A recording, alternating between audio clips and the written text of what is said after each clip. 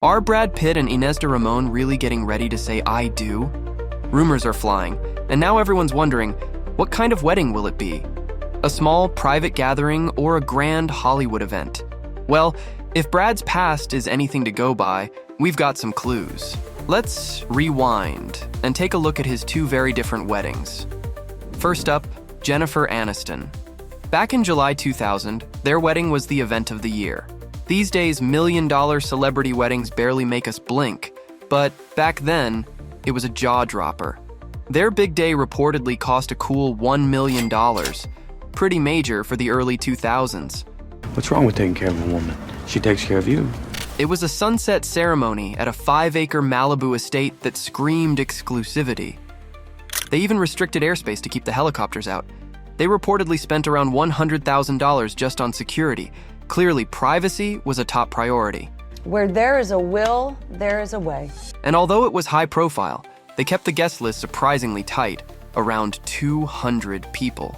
Of course, it included some big names like Courtney Cox, Edward Norton, Salma Hayek, and Cameron Diaz. But one notable absence was Jen's mom.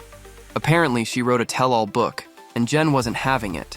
My mom and I always had sort of a push and pull kind of a relationship. Now let's talk flowers, because wow.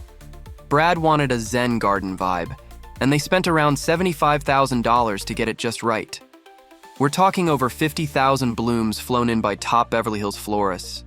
The tables were decked out with roses, tulips, and wisteria. Basically, it looked like a fairy tale. I was at Brad Pitt and Jennifer Aniston's wedding. They had a wall of caviar. I still have some saved over. How? Okay. Jennifer looked stunning, of course. Her dress was a custom silk and satin gown with glass beading. She topped it off with a pearl and crystal crown to hold her veil. Seriously, total bridal goals. Brad complimented her gorgeous look perfectly, keeping it timeless in a sleek black tux by Hedi Slimane. Brad and Jen wrote their own vows, and this part's adorable. Brad promised to split the difference on the thermostat, and Jen swore she'd always make his favorite banana milkshake. The night ended with a $20,000 fireworks show over the Pacific, complete with smiley faces and hearts in the sky, set to Radiohead, Garbage, and Jeff Buckley. According to the designer, the couple wanted it big, grandiose, with only the best effects. What a way to end the night! But, despite the magic, the marriage didn't last. Brad and Jen split in 2005. And that same year, Brad's next big love story began, with Angelina Jolie. Did Angelina Jolie break up your marriage? No. Now this wedding was a totally different vibe. In 2014, Brad and Angelina tied the knot in a quiet ceremony at Chateau Miraval in France, with only about 20 guests. But here's the twist. The real stars of the day weren't the couple, but their 6 kids. Seriously. The kids did everything. Maddox and Pax walked their mom down the aisle, Zahara and Vivian were the flower girls, and Shiloh and Knox handled the rings. And here's the best part. 10-year-old Pax actually baked the wedding cake, making it even more special. How cute is that? What makes you guys so strong? Because we're married. I think 6 kids make you strong. Angelina wore a custom Versace gown, and it was a complete surprise for Brad.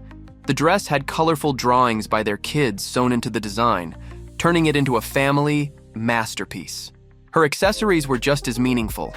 Angie wore a flower ring that belonged to her late mom, and her brother wore a pin in her honor. Brad kept the something borrowed tradition going, borrowing a tie from one of his sons after forgetting his own. As for the vows, the kids helped write them, making it all the more personal. This wasn't just a wedding, it was a full-on family celebration. And we are a family. And we will always be a family. So between $1 million Malibu blowout and a cozy 2014 French chateau affair run by the kids, Brad's wedding history shows he's done both ends of the spectrum. Which path he'll take with Ines? That's the big question. But is Ines the one for Brad? Or was Angelina his ultimate love? One thing's for sure, Ines and Angie are polar opposites. Angelina was born into Hollywood royalty, the daughter of John Voight and Marceline Bertrand, making her big screen debut at just 7 years old. Where are you from, honey? Las Vegas, Nevada. She spent decades in the public eye, running a film production company, a fashion brand, and carrying out high-profile humanitarian work. So I'm here today to say that refugees are not numbers. They're not even just refugees. They are mothers and daughters and fathers and sons. And Ines? She's the anti-Angelina. She keeps a low profile, works behind the scenes in the luxury jewelry world, and avoids the spotlight. Brad's whirlwind romance with Angelina is well known. He fell for her on the set of Mr. and Mrs. Smith, and their relationship moved fast, sparking headlines everywhere. I enjoyed working with him and I was very impressed with when we did the fight scenes, especially. I enjoyed those the most. But his relationship with Ines has been quite the opposite. First linked in late 2022 when they were spotted backstage at a Bono concert, their bond has grown steadily and quietly. By February 2024, she had moved into his Los Feliz home. But apart from the occasional outing, like the British Grand Prix, they've stayed under the radar. All over the place, and I'm never going to be calm or stable or normal or... Raised in a devoutly Christian Spanish family in an upscale Geneva suburb, Ines attended the prestigious Collège Calvin before earning a business degree from the University of Geneva in 2013. Her upbringing and education seem worlds away from Angelina's, who went to Beverly Hills High and was openly struggling with personal issues, including battling substance abuse at just 20. Freedom is pretty to me, you know, so yeah, things that maybe are dangerous, they make you feel alive, make you feel, you know, free. Ines also happens to be a certified nutritionist and health coach, which aligns pretty well with Brad's current lifestyle. He's reportedly vegan and sober now, a big change from the days when he admitted to boozing too much during his marriage to Angelina. And while Jolie's rebellious past is well documented, Ines's life has been far more low-key. You can absolutely madly love the same person you want to kill. That's not to say she doesn't have experience with Hollywood relationships. Before Brad, she was married to Vampire Diaries star Paul Wesley, and much like her current romance, they kept things pretty private, spending time hiking with their rescue dog instead of hitting red carpets. Meanwhile, Angelina's dating history has been, well, a bit more intense. Think blood vials, tattoo tributes, and whirlwind romances. Vial containing his blood. That's his. 4 drops of his blood. Yes, well, I don't know if it's 4. I did it twice. I have a vial in my room. And Brad? He's been linked to a few high-profile relationships, like with models Emily Ratajkowski and Nicole Podorowski, but maybe now he's ready for something a bit quieter, more peaceful.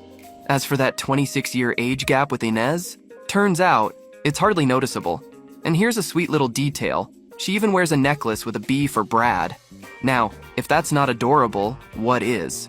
Favorite gift to give? Favorite gift to give? Love. After all the chaos with Angelina, maybe what Brad really needs is someone as calm and grounded as Ines.